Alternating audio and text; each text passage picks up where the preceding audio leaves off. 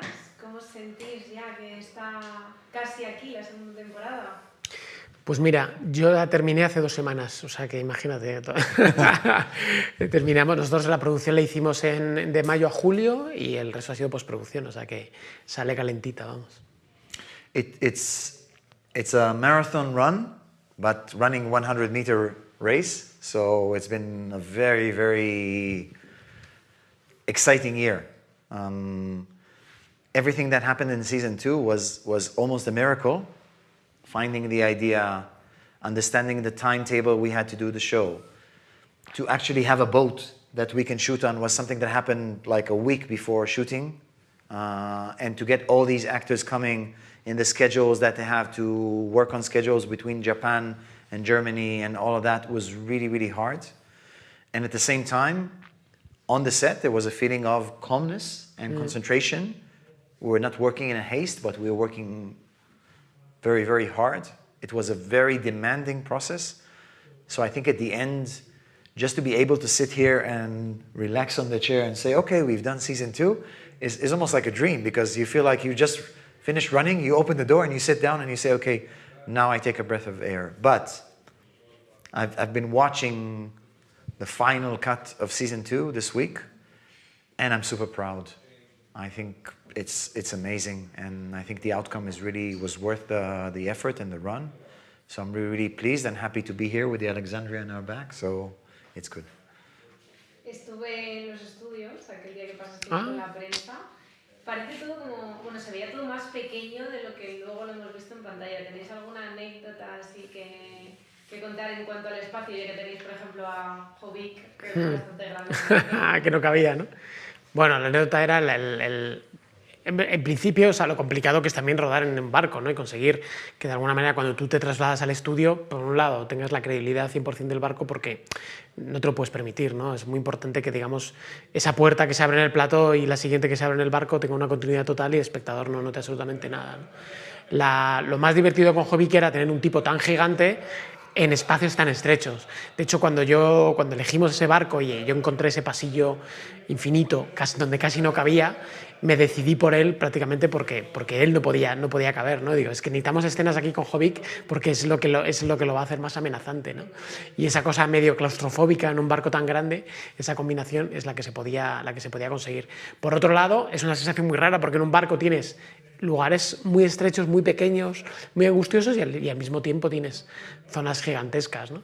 Entonces eso ha sido un poco lo divertido también de poder jugar, ¿no? De repente no tienes techo, ¿no? Es una cosa como enorme, ¿no? De containers gigantescos y luego estás en una cabina donde casi cabe la cama y un escritorio de nada, ¿no?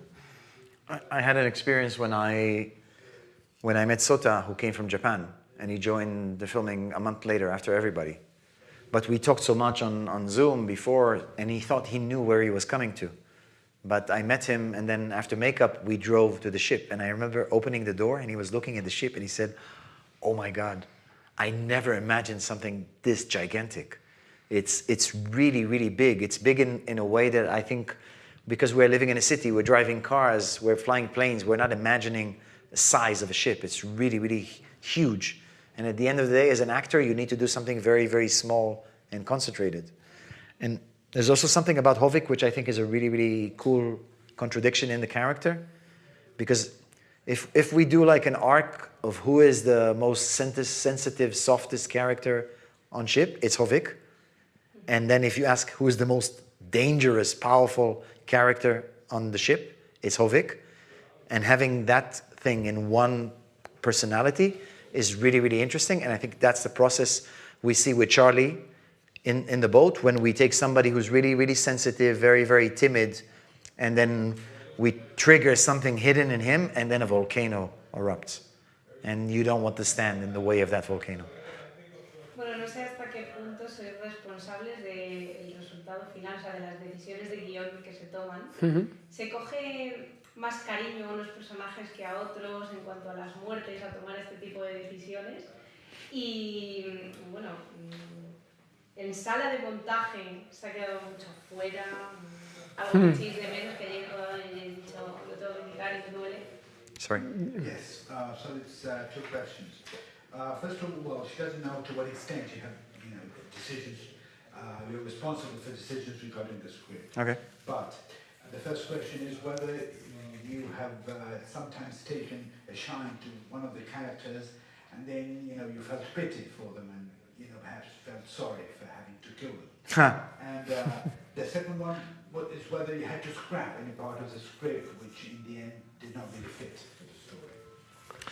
Bueno, respecto a la parte creativa, sí, Ran y yo estamos involucrados desde el principio en la historia, en esta temporada especialmente. Es verdad que en la primera temporada llegué yo un poquito más tarde, me incorporé cuando ya había 2 o 3 guiones escritos. En esta temporada hemos estado en la mesa de guión desde el principio, trabajando en la historia. Por lo tanto, de alguna manera vas en paralelo. Yo ya empiezo a dirigir cuando estamos en guión, ¿no? Y eso es una labor de mucha colaboración, en este caso entre los 2 guionistas principales, que fueron Jordi Garcelán y Mariano Baselga, Ran y yo, ¿no? Se establece todo ese caldo de cultivo y se trabaja un poco a la vez, ¿no?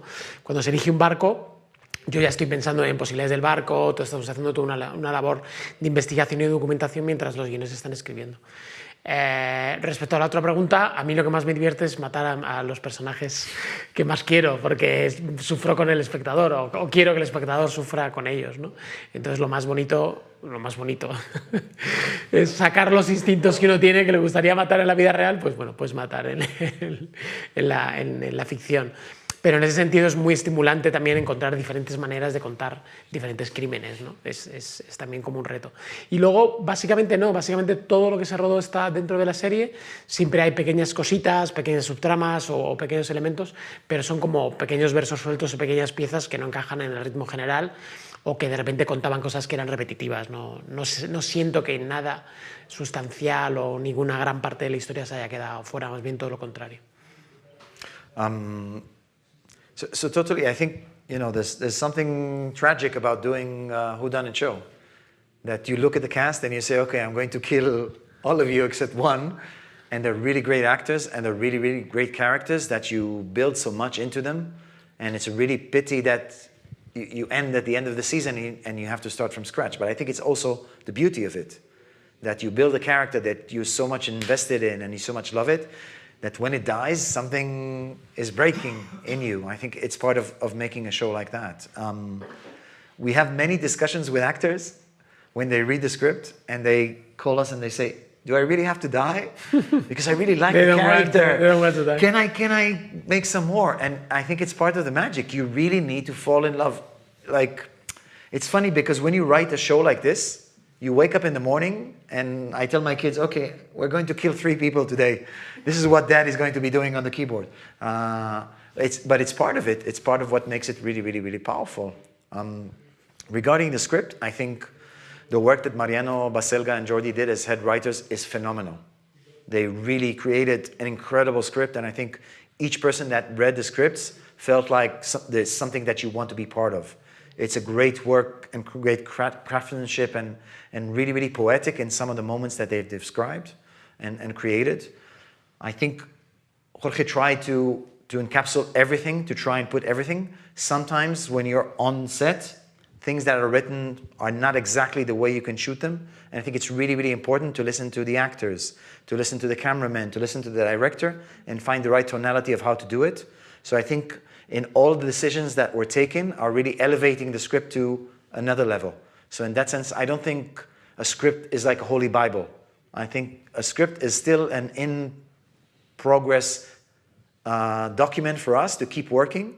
Same thing for shooting, because you shoot and then you come to the editing room and you discover more things. So there's always a level to climb up. Y bueno, quiero saber si tenéis algún deseo, alguna noticia, algo de una tercera temporada. Si habéis pensado al menos una ubicación, ya que tenemos lo de la nieve y ahora un barco. Y bueno, yo lo he dicho en el otro set. A mí Juego de Tronos me enseñó que si yo no veo el cadáver, aquí puede pasar de todo. Has visto la serie entera, entonces, claro. Pues cuando nosotros rodamos la segunda temporada, estamos todo el rato fantaseando con la tercera. Muchas conversaciones, mucho desear que se pueda hacer una tercera, pero ahora mismo tampoco lo tenemos seguro. Entonces, cosas que hemos hablado, un montón, pero te podría marear con todas las ideas que tenemos en la cabeza. For me, I don't speak Spanish really well, but there's one word in Spanish I love very much, which is ojalá. So I wish. Gracias por verla entera, además. ¿Descubriste quién era el asesino? No, yo soy malísima para esto.